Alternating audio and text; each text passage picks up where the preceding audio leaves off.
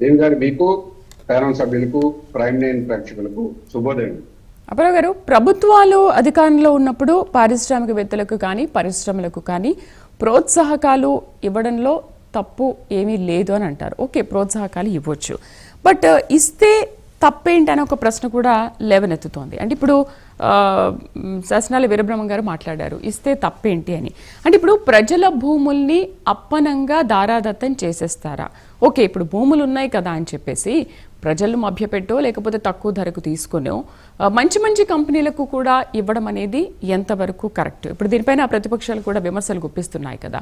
Okay, ప్రజలకు అప్పనంగా దారాదత్తం చేసేస్తారా మీరు అధికారంలో ఉంటే? దేవి గారు, పరిశ్రమలకి ప్రోత్సాహకాలు ఇవ్వడం అనేది మన రాష్ట్రంలో కాదు, ప్రతి రాష్ట్రంలోనూ చెయ్యాలి. చేస్తేనే ఎంప్లాయ్మెంట్ జనరేట్ అవుతుంది. అలా ఎంప్లాయ్మెంట్ జనరేట్ అవుతేనే మన చదువుకున్న యువతకి ఉద్యోగావకాశాలు వస్తాయి. ఇది బేసిక్ నీడ్ అండి. ఈ మన రాష్ట్రంలో కాదు, మన దేశంలో కాదు, అన్ని దేశాలు ఇలాగే చేస్తాయి. వితౌట్ ఎనీ ప్రోత్సాహకాలు ఇవ్వకుండా ఏ పరిశ్రమలు మనం ఏ పరిశ్రమల్ని ఆకర్షించలేము, ఇంక్లూడింగ్ ఐటీని తీసుకుంటే ఇంకా మిగతా పరిశ్రమల కంటే ఎక్కువ ప్రోత్సాహకాలు ఇవ్వాలని. ఎందుకంటే జాబ్స్ ని క్రియేట్ చేస్తుంది. మీకు ఒక చిన్న విషయం చెప్తాను. ఎందుకంటే ఇప్పటికే మనం ఏపీ చాలా వెనకబడినాం ఐటీ ఎక్స్పోర్ట్స్ లో. సో విభజన అయిన 10 సంవత్సరాల తర్వాత కూడా ఈరోజు ఐటీ ఎక్స్పోర్ట్స్ తీసుకుంటే ఇండియాలో తీసుకుంటే మన పార్ట్ జస్ట్ 0.2% కూడా లేదండి. లైక్ 2500 crores నుంచి 3000 crores ఉన్నాం అంతే మనం.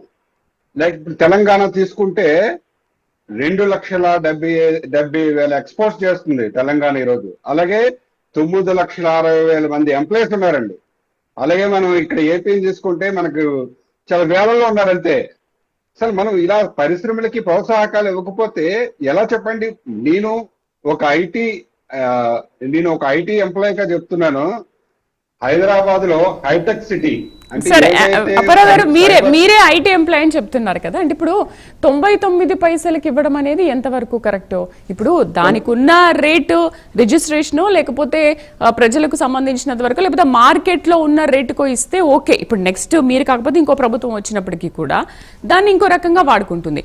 ఇప్పుడు మీరు ప్రభుత్వంలో ఉన్నారు, మీరే ఇంత తక్కువకు అమ్ముకుంటే ఓకే, మా ఇష్టారీతిగా మేము చేస్తామనంటే నెక్స్ట్ ఇంకొక ప్రభుత్వం వచ్చినప్పుడు వాళ్ళు కూడా అదే రేటుకి అమ్ముకుంటారో లేకపోతే ఇంకో ప్లేస్లో అమ్ముకుంటారు.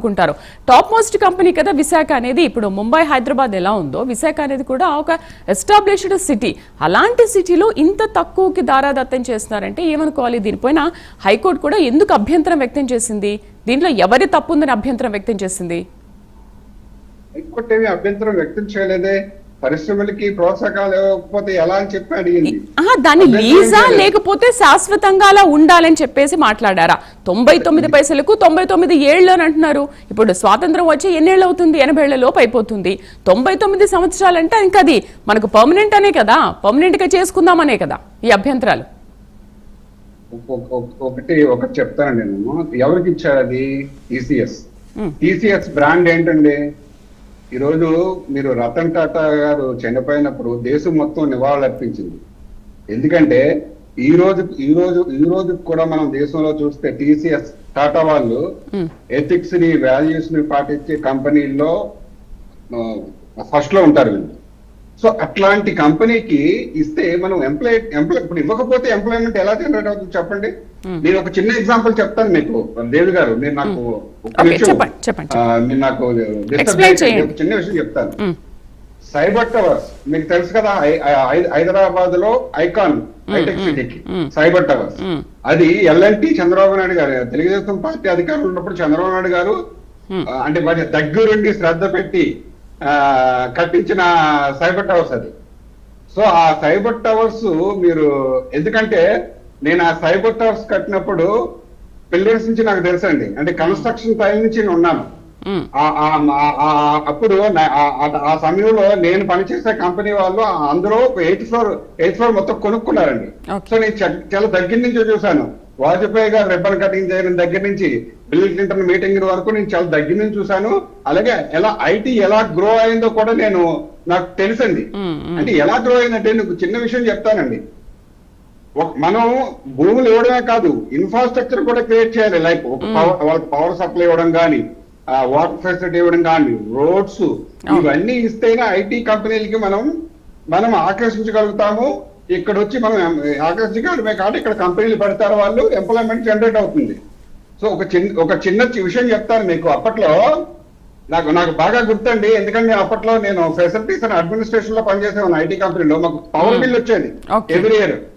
పవర్ బిల్ వచ్చినప్పుడు ఫర్ ఎగ్జాంపుల్ 4 లక్షల పవర్ బిల్ వస్తే స్ట్రైట్ అవే 20% డిస్కౌంట్ ఇచ్చింది ప్రభుత్వం. ఎందుకు అంటే 4 లక్షల బిల్లు వస్తే 3 లక్షలు కట్టేవాళ్ళం మేము. ఎందుకంటే స్టార్టింగ్ లో ఉన్నప్పుడు అలా ప్రోత్సాహకాలు ఇవ్వకపోతే ఎలా ఎలా ఎలా ఆకర్షించగలుగుతాం మనం చెప్పండి. ఇప్పుడు ఏపీని తీసుకుంటే ఇప్పుడు ఎలా ఉంది పరిస్థితి, ఏంటి పరిస్థితి? ఇన్వెస్ట్మెంట్స్ ఏమైనా ఉన్నాయి 10 సంవత్సరాల్లో వచ్చారా ఎవరైనా? ఐటీ ఏమైనా గ్రో అయిందా? ఉద్యోగాలు ఎక్కడికి పోవాలండి? ఇంకా ఎంత కాలం మనం ఏపీ నుంచి యువత పక్క రాష్ట్రాలకు వెళ్ళాలి మనం చెప్పండి? ఉత్తరాంధ్ర వెనకబడిన ప్రాంతం. ఇలా ప్రోత్సాహకాలు ఇచ్చి అందులోనూ మంచి బ్రాండ్ ఉన్న కంపెనీ అది టీసీఎస్ అంటే. అలాంటి కంపెనీ ఒక్కసారి విశాఖపట్నం వచ్చిందంటే ఇంకా అనేక కంపెనీలు వెనక వస్తాయండి, మనకి ఒకటొకటి వస్తాయి వెనకాతల. సో మన ఎంప్లాయ్మెంట్ జనరేట్ చేయకపోతే ఎలా చెప్పండి మీరు? రేపు ఇంజనీరింగ్ డిగ్రీ చేసుకున్న వాళ్ళు ఎంతకాలం యువకులు పక్క రాష్ట్రాలకు వైపు చూస్తాం మనం? ఇంకా ఎంతకాలం చూడాలి? ఇంకా మనం హైదరాబాద్ పక్క తెలంగాణ, బెంగళూరు, చెన్నై ఇలా మనం ఆధారపడాల్సిందేనా? ఇంకా మన రాష్ట్రం మనం క్రియేట్ చేసుకోవద్దు జాబులు? ప్రోత్సాహకాలు ఇవ్వకుండా ఐటీ ఎలా వస్తాయి కంపెనీలు చెప్పమనండి ఎవరినైనా. Okay, right. రామారావు గారు గుడ్ మార్నింగ్ అండి. రామారావు గారు గుడ్ మార్నింగ్ మేడం. రామారావు గారు, వైసీపీ మద్దతుదారులు మరియు కొంతమంది నేతలు రాష్ట్రంలో పరిశ్రమల ఏర్పాటుకు అడ్డుపడేలా వ్యవహరిస్తున్నారన్న ఆరోపణలు వెలువడుతున్నాయి. మీరు విమర్శలు గుప్పిస్తున్నారు. సరే, ఎవరు ఎటువంటి విమర్శలు చేసినప్పటికీ కూడా మేమేం చేయాలో అదే చేస్తామని ఇంతకుముందు టీడీపీ కూడా మాట్లాడింది. మరి ఎందుకు విమర్శలు గుప్పిస్తున్నారు? వాళ్ళు చేసే పని మీద మీకు ఎందుకు అంత అక్కసు వెళ్ళగక్కుతున్నారు? Good morning madam. ముందుగా మీకు అట్లాగే ప్రేక్షకులకు ప్యానల్ ఉన్నటువంటి ప్రతినిధులైనటువంటి పౌరవ గారికి, శ్రీ వెంకటేశ్వర గారికి, శాసన గారికి ముందుగా హృదయపూర్వక నమస్కారాలు. మేడం, మనం చూస్తా ఉన్నాం ఇక్కడ ఆంధ్రప్రదేశ్ ప్రభుత్వం యొక్క సంవత్సర కాలంగా